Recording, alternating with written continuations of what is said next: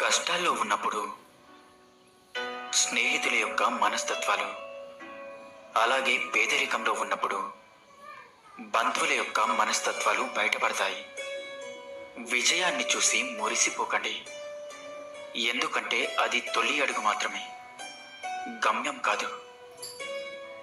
నువ్వు అందరినీ సంతోషపెట్టడం చాలా కష్టంతో కూడుకున్న పని, కానీ నువ్వు అందరితో సంతోషంగా ఉండటం చాలా సులువైన పని. మీకు కుదిరినప్పుడు కాదు, ఎదుటి వారికి అవసరమైనప్పుడు చేస్తేనే దానిని సహాయం అంటారు.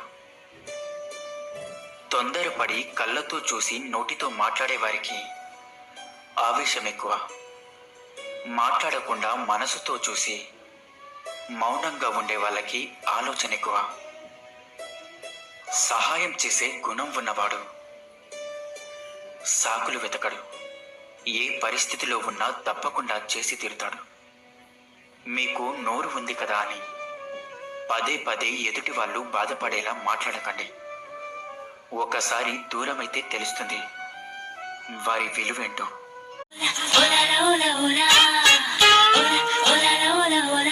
అబ్బయ్యా వచ్చేసినా, ఎట్టుంది ఇది? నువ్వు ఊపితే చాలు స్టేట్ అంతా నీ కొంప ముందు. అట్ట అనబాకబ్బయ్యా, నాకు సిగ్గెక్కువ. రే అందరూ పోండి, అబ్బాయి వచ్చాడు. రే నువ్వు వెళ్ళి సరుకు చూడు. రా అబ్బయ్యా, కూర్చో. ఎంత పెద్ద మూటో.